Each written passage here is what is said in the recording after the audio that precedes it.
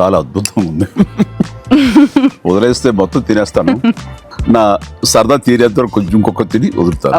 కానీ చాలా బాగుంది. కానీ ఎంత తిక్కుగా ఉంది మీ ఇక్కడ, సో నైస్. దలై లామా టిబెటన్ బుద్ధిజానికి గురువు.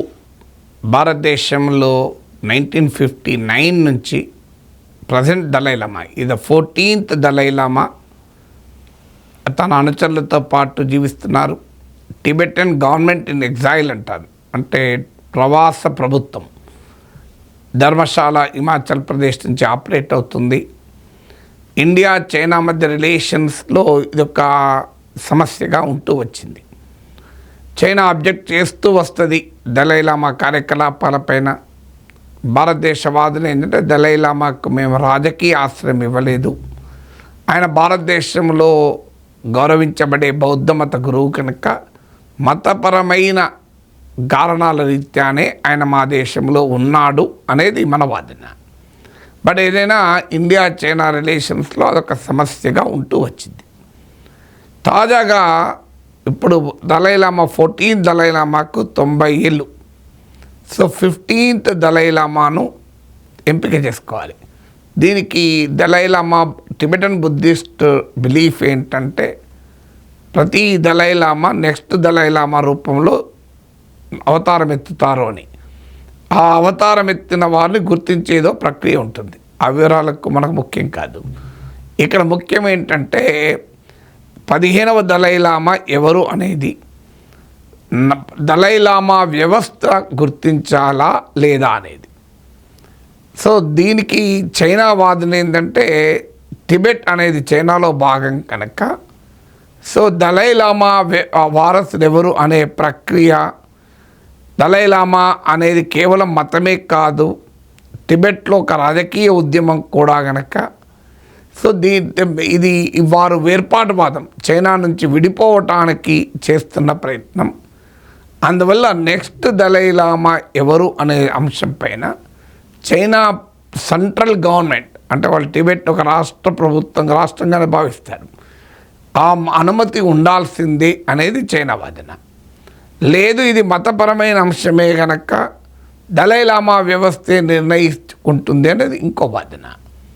సో తాజాగా దలై లామా వ్యవస్థే దీన్ని చూసుకుంటుంది అని 14th దలై లామా వ్యాఖ్యానించారు.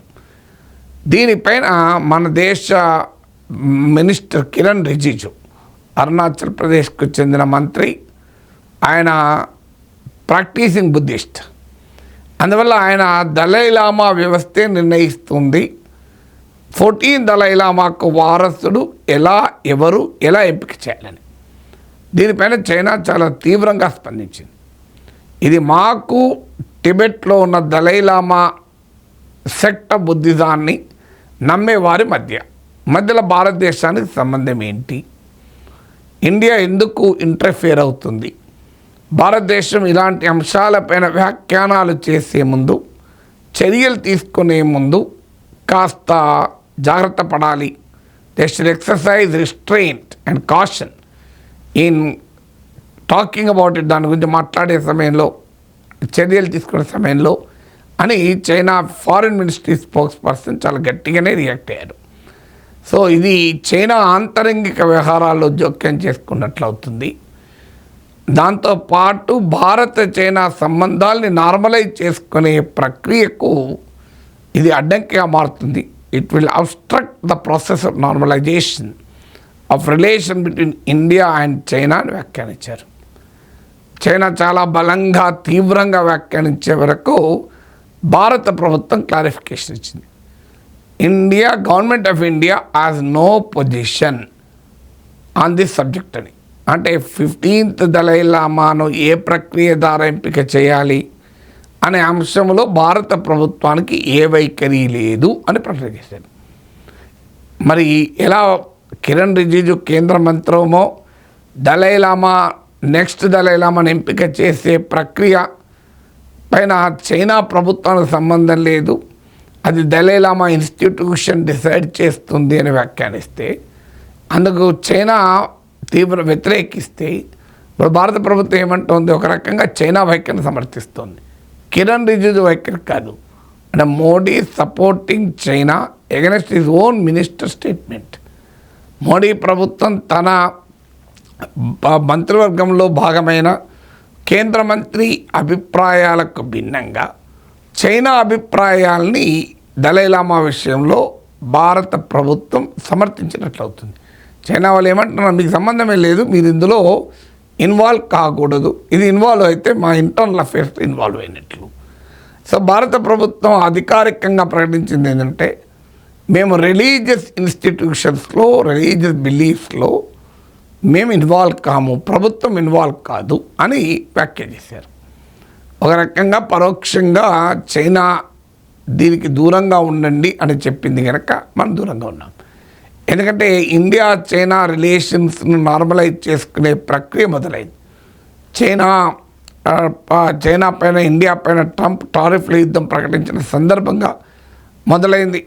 ఇటీవల మన చైనా పాకిస్తాన్ నెక్సెస్ చూసాం. దీన్ని ఎదుర్కోవటానికి డీకపుల్ చేయాలి చైనాను పాకిస్తాన్ను అని. అందువల్ల చైనాతో నార్మలైజ్ చేసుకునే ప్రక్రియలో భాగంగానే గల్వాన్ పైన సైనికుల మోహరింపు పైన విడ్రా మీద అగ్రిమెంట్ కుదిరింది. షాంఘై కోఆపరేషన్ ఆర్గనైజేషన్ SCO మీటింగ్కు మన రక్షణ మంత్రి రాజ్నాథ్ సింగ్ చైనా వెళ్ళాడు. ఈ నెలలోనే మన foreign minister Jaishankar Shanghai cooperation organisation SCO finance మినిస్టర్ల మీటింగ్కి వెళ్తున్నారు. ఇయర్ ఎండింగ్లో దీని కల్మినేషన్లో SCO సమ్మిట్ మీటింగ్కు ప్రైమ్ మినిస్టర్ నరేంద్ర మోడీ వెళ్ళబోతున్నారు. అందువల్ల మీకు ఇప్పుడున్న జియో పాలిటిక్స్లో చైనాతో ఘర్షణ మోడీ ప్రభుత్వం కోరుకోవడం లేదు. అటు ట్రంప్ టారిఫ్ల గోల ఉంది, ఇటు చైనా పాకిస్తాన్ నెక్సెస్ ఉంది, అమెరికా పాకిస్తాన్ నెక్సెస్ ఉంది, ఇండియాకు పాకిస్తాన్కు మధ్య ఘర్షణ ఉంది. ఆల్రెడీ 2 ఫ్రంట్ వార్ అంటారు. అటు పాకిస్తాన్తో ఇటు చైనాతో ఘర్షణ పెట్టుకుంటే అది నష్టంగా మారుతుంది. అందువల్ల మనం భారత ప్రభుత్వం వ్యూహాత్మకంగా చైనాతో రిలేషన్స్ నార్మలైజ్ చేసుకునే ప్రయత్నం మోడీ ప్రభుత్వమే మొదలుపెట్టింది. సో చైనాకు కూడా ఇప్పుడు అమెరికా ట్రేడ్ వార్ వల్ల ఇబ్బందులు ఉంది.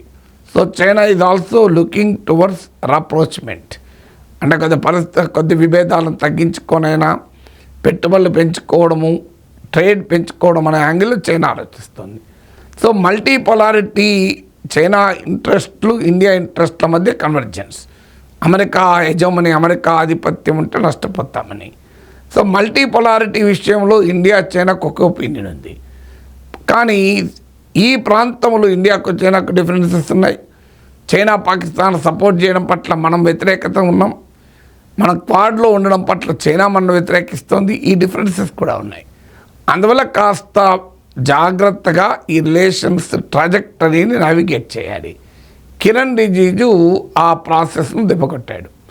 ఇప్పుడు కిరణ్ రిజిజు వాదం ఏంటంటే, నేను బౌద్ధ మతస్థుని, నేను దలైలామా భక్తుణ్ణి, సో అందువల్ల ఒక బిలీవర్గా మాట్లాడాను తప్ప కేంద్ర మంత్రిగా మాట్లాడలేదు. దలైలామా సెక్ట్ ఆఫ్ బుద్ధిజాన్ని నమ్మే ఎవరైనా నాలాగే భావిస్తారు. అందువల్ల నా అభిప్రాయాన్ని గవర్నమెంట్ ఆఫ్ ఇండియా అభిప్రాయంగా తీసుకోకూడదు అని కిరణ్ రిజిజు వివరించాడు. అసలు ఇప్పుడు ఈ మొత్తం ప్రాసెస్లో ఏం జరిగినట్లు, కిరణ్ రిజిజు అండర్మైన్ అయ్యాడు, ప్రాసెస్లో భారతదేశాన్ని అండర్మైన్ చేశాడు, చైనా బెదిరించడానికి అవకాశం ఇచ్చాడు, బెదిరిస్తే నిలబడలేదు భారతదేశం అన్న భావన క్రియేట్ అయింది. ఇప్పుడు చైనా వాడికి ఏమనిపిస్తుంది, సో మనం వార్న్ చేస్తే ఇండియా వెనక్కి తగ్గుతుంది, అందువల్ల మనం ప్రెషరైజ్ చేస్తే ఇండియాను కార్నర్ చేయొచ్చు అని ఒక రకమైన స్ట్రాటజిక్ అడ్వాంటేజ్ ఇచ్చారు. ఇప్పుడు తాను ఎంత బిలీవర్ అయినా ఇష్యూ ఒక మినిస్టర్ హోదాలో ఉన్నప్పుడు కేంద్ర ప్రభుత్వ వైఖరిగానే ఉంటుంది అది. సో ఆ మినిమం కామన్ సెన్స్ కూడా మినిస్టర్స్కు లేనప్పుడు మరి వాళ్ళ మోడీ అన్న మందలించాలి కదా. అంటే మోడీ ప్రభుత్వం మనసులో చైనా సంగతి తేల్చాలి ఈ విషయంలో అనుకొని భంగపడ్డారా తెలియదు మనకు. మరి కిరణ్ రిజిజు ప్రభుత్వం అనుమతి లేకుండా, మోడీ అనుమతి లేకుండా ఈ వ్యాఖ్యలు చేశాడా, చైనా నుంచి ప్రెషర్ వచ్చే వరకు వెనక్కి తగ్గారా అని. బట్ ఒక రకంగా ప్రెషర్ వచ్చి వెనక్కి తగ్గే పరిస్థితి ఉంటే ఆ సిచ్యువేషన్ తెప్పించుకోవద్దు కదా, కొంత హుందాగా ఉండవచ్చు కదా. సో మనకు ఇండియన్ ఇంట్రెస్ట్లు ముఖ్యం కదా. అందువల్ల మా ప్రభుత్వము ఇలా పర్సనల్ ఫ్యాక్టర్స్, ఐడియాలజికల్ ఫ్యాక్టర్స్తో ఫారిన్ పాలసీ నడపద్దు. నేషనల్ ఇంట్రెస్ట్లో మాత్రమే ఫారిన్ పాలసీని నడిపించాలి.